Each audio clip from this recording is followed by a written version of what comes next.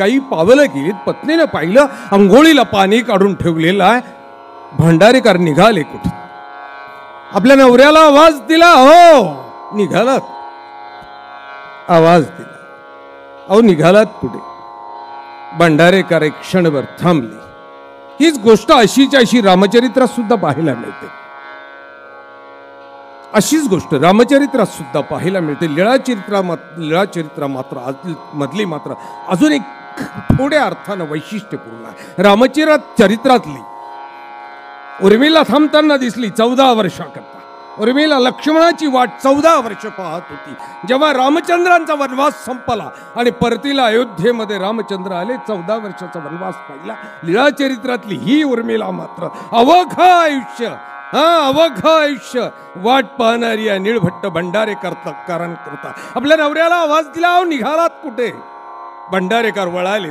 पत्नीकडे पहिले सांगितलं, अगं तुझा होतो, तुझ्याजवळ राहिलो. आता ज्याचा हो ना त्याच्याबरोबर राहतोय, तू राहा सुखानं, जबाबदारी पार पाडून राहा. उर्मिलेला 14 वर्ष वाट पाहायची होती, मात्र भंडारेकराच्या पत्नीला आता आयुष्य वाट पाहायचं होतं. आणि भंडारेकर सर्वज्ञांच्या मागे निघाले. सर्वज्ञ गंगा तीराला पोहोचले. हातानं पाषाणावर पाणी टाकलं आणि हातातली करपात्रातली भिक्षा पाषाणावर टाकली. आरोग्यणा संपली. समोर हात जोडून बसलेल्या भंडारेकरांनी मात्र तो उष्टांनाचा प्रसाद घेतला आणि सर्वज्ञांच्या आज्ञेनं आता सर्वज्ञांचं सन्निधान स्वीकारलं. अवघं लीळाचरित्र, अवघं महाभारत, अवघं रामायण, अवघी वेद उपनिषद कुठेही शोधला तरी भंडारेकरा इतका श्रेष्ठ भक्त मात्र आम्हाला कुठेही पाहायला मिळत नाही. मी भागवत कथा करतो, हे सत्य आहे, पण एवढ्या ताकदीचा भक्त पाहिलेला नाही. भंडारेकर आता सान्निध्यात राहायला लागले.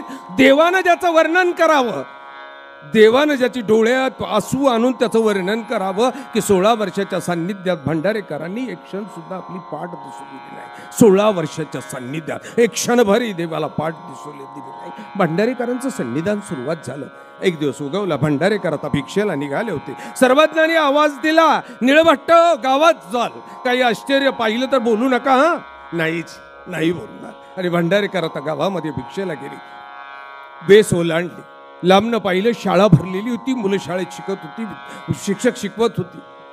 बाहेरनं मात्र त्या शाळेला चारी बाजूला देवता लोक चिटकली होती, शाळा हलवत होते. भंडारेकरांना म्हटलं आपल्या तपसाधनेनं ज्योतिषशास्त्राच्या विद्या अभ्यासानं पाहिलं, या देवता लोक सर्व आता त्या शाळेला लोटू पाहत आहेत. शाळेमध्ये विद्यार्थी आहेत, शिक्षक आहे. ओरडले, अरे चाटे हो बाहेर निघा, ही शाळा पडणार आहे.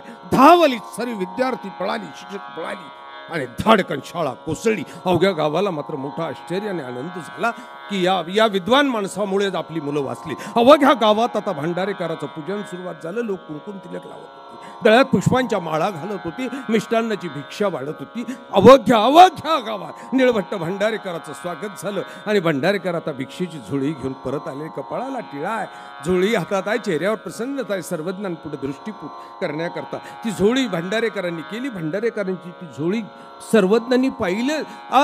त्या भवईचा अनुकार केला. भंडारेकराला विचारलं, का हो इतकं मिष्टान्न काय, कपाळाला टिळा आहे. भंडारेकरांनी सांगितलं, जी शाळा पडणार होती, देवता लोक तिला पाडणार होत्या, मुलं मरणार होती, मी ओरडून सांगितलं, ती मुलं वाचली. अवघ्या गावानं माझा पूजा पुरस्कार केला आणि मिष्टान्नाची भिक्षा दिली का. सर्वज्ञाच्या चेहऱ्यावर श्रीमूर्तीवर वेदनेची लकेर उमटली. भंडारेकडे पाहिलं, हो सांगितलं होतं ना, आश्चर्य पाहिलं तर काही बोलू नका म्हणून सांगितलं होतं ना तुम्हाला, का बोललात तुम्ही. सर्वज्ञांच्या त्या बोलण्यानं मात्र भंडारेकराच्या डोळ्यामध्ये पाणी आलं. चुकलो दया, आज्ञाभंग केली वा, चुकलो मी. सर्वज्ञ मूक राहिली आणि 2-4 महिन्यामध्ये आता भंडारेकरांना रुजा उत्पन्न झाली. अतिसाराचा त्रास व्हायला लागला, जुलाब व्हायला लागली. 2-4-6 दिवस गेली. भंडारेकरांनी सहन केलं. आता मात्र गलित गात्र झाली आणि भंडारेकरांच्या उठणं बसणं संपलं. आता भंडारेकरांच्या होईना. कपड्यामध्ये शौच होऊन झालं.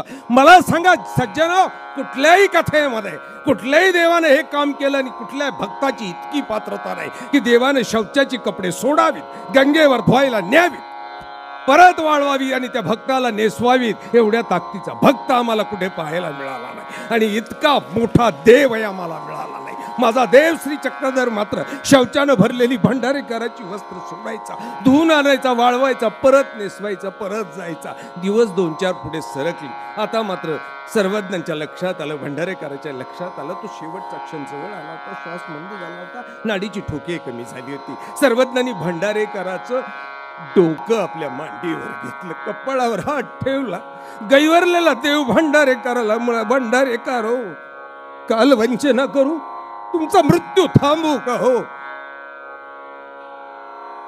या अवस्थेत भंडारेकराला सर्वी ताकद एकवटली, देवाकडे पाहिलं. ओ दया घना, नक्की वा, नक्की माझा मृत्यू थांबव, मला मरणापासून लांब कर. फक्त हे करत असताना आश्वस्त कर, मला आश्वासन दे, परत मला ही मांडी मिळेल का. मृत्यू तर नक्की येणार, ही मांडी जर परत मला मिळणारी असेल ना, माझा मृत्यू तू थांबव बा. आता सर्वज्ञ मूक बसली, काव्यानं मात्र शब्द जन्माला घातली. किती जीव तो भाग्यवंत, झाला देवाजीच्या मांडीवरी अंत. हो झाला देवाजीच्या मांडीवरी अंत.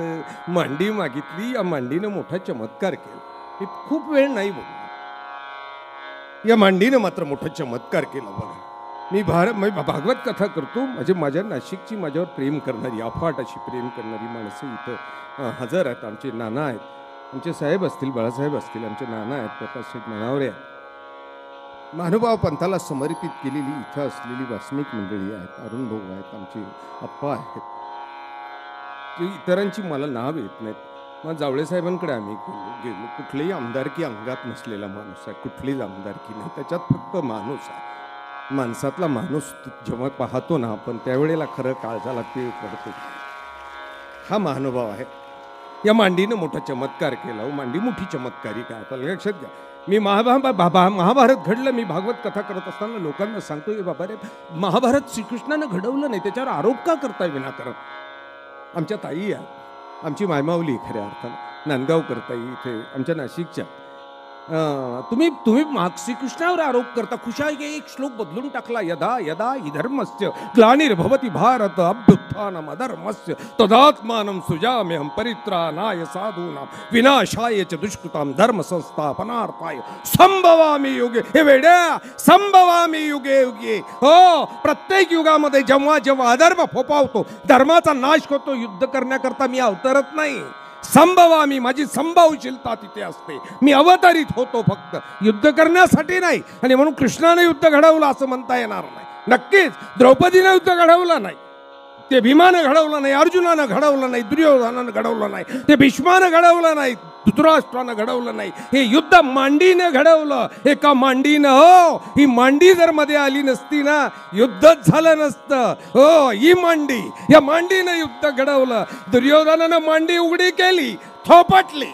द्रौपदीला झाला काय, हे या मांडीवर बस, तुला राणी सारखा जगवेल. शब्द जन्माला आली, मांडी उघडी झाली आणि महाभारताची पाळं मुळं रोवलीत. इथेच या क्षणानं भीमानं उठलाय, हातात गदा घेतली आणि दुर्योधनाला सांगितली, गदेनं तुझ्या मांडीची शकल करेल. रक्तानं माखलेल्या हातानं द्रौपदीची वेणी घालेल. द्रौपदीने शपथ घेतली, अरे माझा नवरा त्याच्या गदेच्या गावानं तुझ्या मांडीची शकल करेल आणि रक्तानं माखलेल्या हातानं जेव्हा तो वेणी घालेल ना, तेव्हाच मी वेणी घालेल. या मांडीनं महाभारत युद्ध घडवलं मायबापू.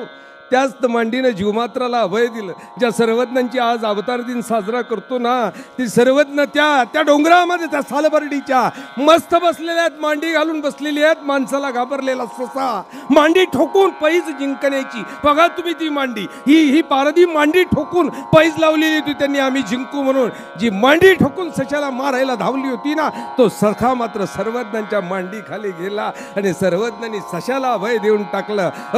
चिरंजीव केलं. अवघ्या जीवमात्राच्या कल्याणाचं पहिलं सूत्र जन्माला आलं. अंगा येथ शरण आल्या काही मरण असे, सोन्यासारखं सूत्र जन्माला आलं. मांडीवर हात ठेवून, आणि मांडीना भय दिलं सशाला. हीच तर मांडी बघा ना, हो, हीच मांडी आम्हाला देवाचं नाव देऊन गेली ना. त्या मांडीनं जीवमात्राच्या कल्याणाचं नाम आम्हाला दिलंय. जो माईम भट्ट आलाय, काया प्रणित केलं, सर्वज्ञांपुढे उभा राहिला. सर्वज्ञांनी विचारलं, अत्यंतिक संस्कृती छेदू होय, ऐसा काही उपाव जाना. आणि चर्चा प्रवर्तली, घनघोर झाली आणि सर्वज्ञांच्या चर्चेपुढे माईंभट्ट निरोत्थित झाला. आणि निरोत्थित झालेल्या माईंभट्टानं हात जोडून देवाला विचारलं, देवा हे सर्व पटलं रे मता, सृष्टीमध्ये कवने करणे मुंची येना एके परमेश्वर विन, तोच परमेश्वर निर्वेव निराकार असे, पर कृपा वसे सावेव साकार होय अवतरे, आपुले सन्निधान देते दास्य मोचक. त्या देवाचं नाव मला सांग, कुठला देव आहे तो? आणि श्रीकृष्ण चक्रवर्तीचं नाव सर्वज्ञांच्या मुखातनं बाहेर आलं की द्वापारी श्रीकृष्ण चक्रवर्ती. माईंभट्टानं सांगितलं, जिजी ते युगही गेलं, त्या अवतारानं निजधामाला गमन केलं. आम्ही दास्य कुणाचं करायचं, भक्ती कुणाची करायची? सर्वज्ञांनी सह्याद्रीकडे बोट केलं, सह्याद्री श्री दत्तात्रय प्रभू. माईंभट्ट आईपेक्षा हुशार होते. माईंभट्टानं चपलक असं उत्तर दिलं, जिजी ते अमोघ दर्शन होण्याची नाही, आम्ही सेवा दास्य कोणाचं करायचं नेमकं सांगा ना प्रभू. आणि मग सर्वज्ञांनी सांगितलं, द्वारावती श्री चांगदेवराव दयाघना कामाख्याच्या निमित्तानं पूरत्याग केला रे बा त्या अवतारानं. हा निजामाला निघून गेले, आम्ही करायचं कोणाचं दास्य? हो. सर्वज्ञ म्हणाले, रिद्धिपूरच्या दिशेनं अंगुली निर्देश केला आणि रिद्धिपूरच्या श्री गुंडमरावळाचं नाव घेतलं. रिद्धिपूरच्या दिशेने अंगुली निर्देश केला आणि रिद्धिपूर श्री गुंडमराव सांगितलं. माईंभट्टानं अज्ञानपणानं एकच वेळेला सर्वज्ञांच्या श्री गोविंद प्रभू बाबत गोविंद प्रभू बाबांच्या बाबत उद्गार निघालेली ती उद्गारा जिजी ती वेडी पिसी मूर्त. अन्यथा कुठेही श्रीप्रभू बाबांचा वेडी पिसी असा उल्लेख झाला नाही. माईंभट्टानं सांगितलं, जिजी ती वेडी पिसी मूर्त, आम्ही उपासना कुणाची करायची? आणि सर्वज्ञांनी आपल्या जाणूवर हात ठेवला, छातीवर नाही. सर्वज्ञांनी छाती ठोकून सांगितलं नाही. प्रतिष्ठानी श्री चांगदेवराव हे छातीवर हात लावून नाही सांगितला, जानवर मांडीवर हात ठेवून सांगितला. मांडीनं अभय दिला आणि मांडीनं देवाचं नाव दिलं. प्रतिष्ठानी हे श्री चांगदेवराव मांडीवर हात ठेवून आश्वासन दिलं. ती मांडी बघा, आणि तीच मांडी भंडारेकरानं मरताना मागितली, दयाघना मृत्यू येणार आहे बा, मी मरणार आहे सत्य, ही मांडी मला मिळेल का? फक्त आश्वासन दे. मांडी जर मिळणार असेल ना, नक्की कैवल्य मिळणार. लीळा चरित्रातली मांडी आहे. सर्वज्ञांचा अवतार दिन संपन्न होतोय. या अवताराबद्दल काय सांगितलं? हरिपाल देव आपुले वैभव सोडून भरवस पुरी फिरतसे भक्तांच्या घरोघरी, फिरतसे भक्तांच्या घरोघरी. आपलं राजवैभवाचा त्याग केला आणि भक्ताच्या दारात जाऊन भक्त शोधायचं काम चालू केलं. मात्र तिथलची त्या गुजरातच्या भडोश नगरातली अवस्था मात्र मोठी वाईट होती. त्या राजवाड्यामध्ये आक्रोश मांडलेला होता. सर्वीकडं पत्नीनं फटाफटा कपाळ आपटलेलं होतं. आई बाप्पांना आक्रोश मांडलेला होता. हरिपाळा निजनाथा राम यात्रे नेम केला, किवाने दी अलंकार, किवाने दी अलंकार, म्हणून माझा वीट आला. हरिपाळा निजनाथा राम यात्रे नेम केला. तिथली ती आक्रोश करणारी कमलाईसा की तुला दागिने दिले असते तर तू गेला नसतं. त्या दागिन्यामध्ये मी अडकले आणि माझं सौभाग्य गमून बसले. त्या भडोचचं नाही, अवघा गुजरात आक्रोश करत होते. अवघ्या गुजरातचा राजा आहे, प्रधान पुत्र नाही. बाबा माझ्याकडे थोडं रागानं पाहताय, ते म्हणतात थांब आता तू. प्रधान पुत्र नाही. मानव पंथीय लोकांनी समजून घ्यायचं, हरिपाल देव प्रधान पुत्र नाही. विशाल देवाच्या लवण प्रसादांनी स्वतःला राजा घोषित केलं होतं. बरोबर आहे बाबा, तरडगावचे बाबा बरोबर आहे. स्वतःला राजा घोषित केला होता विशाल देवाच्या बापानं. आणि मग विशाल देव, मग हरिपाल देव. तुम्ही प्रधान पुत्र म्हणाल कसं? अवघ्या गुजरातचं पहिलं राज्य तयार करणारा लवण प्रसादाचा मुलगा हरिपाल देव. आलेलं स्वातंत्र्याचं युद्ध जिंकलेला हरिपाल देव, गुजरातच्या स्वातंत्र्याचं युद्ध जिंकलेला हरिपाल देवानं. या इतिहासाची सुद्धा आम्हाला माहिती करून घ्यावी लागेल. प्रधान पुत्र म्हणून आम्ही आमच्या महानुभावांचा इतिहास जर चुकीचा समाजापुढे मांडणार असो तर कदाचित ही सोन्याची दिवस आम्हाला उगवणार नाही. लक्षात घ्या, आम्ही मोठी झालोत. आता संस्था मोठी झाली की मग त्या संस्थेला धोके निर्माण होत असतात. आता महानुभाव नावाची संस्था मोठी झाली, ज्याचा दिल्लीत कार्यक्रम व्हायला लागला. पुढच्या वर्षी या कार्यक्रमाला राष्ट्रपतींना आणायचं आमच्या बाबांची संकल्पना आहे. संस्था लहान असते, कुणाचं लक्ष येत नाही. नाही. पण संस्था मोठी होते ना त्यावेळेला खऱ्या अर्थानं चारी बाजूने तिच्या लक्षात येतात आणि म्हणून मानभावांचा खरा इतिहास आता आपल्याला खऱ्या अर्थानं खरा मांडावा लागणार आहे. महानुभावांना हिंदू म्हणत असताना सांगावं लागणार आहे आम्ही महानुभाव हिंदू आहोत एवढंच नाही तर आम्ही महानुभाव्यांनी हिंदू धर्माची जोपासना केली, हिंदू धर्माचं स्वातंत्र्य जोपासलं. आमचा देव प्रधान पुत्र नाही, गुजरातचा राजा होता. गुजरातला असलेलं आजचं जे स्वातंत्र्य आहे ते आमच्या देवामुळे आहे. आमचा देव नसता, हरिपाल देव नसता तर गुजरातचं स्वातंत्र्य नसतं. आम्हाला हे इतिहास मांडावा लागेल. पण सज्जनो वेळेचा अभाव आहे. मला मात्र ज्या मुंबईकरांनी 17-18 मंडळांनी या कार्यक्रमाचं आयोजन केलं त्या सर्व मंडळांनी प्रेम व्यक्त करून मला जे बोलण्याची संधी दिली त्या सर्व मंडळांना मी धन्यवाद देईन. मला असं वाटतं 17-18 मंडळे एकत्र झाली हेच मला असं वाटतं हे खऱ्या अर्थानं आश्चर्य. एकत्रीकरण अत्यंत महत्त्वाचं. या सर्व मंडळाच्या सभासदांना मी शुभेच्छा देईन आणि पुढच्या वर्षी नक्कीच भव्य दिव्य हा समारंभ परत पार पडेल अपेक्षा व्यक्त करतो. तुम्हा सर्वांना दंडवत प्रणाम करतो. सर्वज्ञ चक्रधर स्वामींच्या अवतार दिनाच्या शुभेच्छा.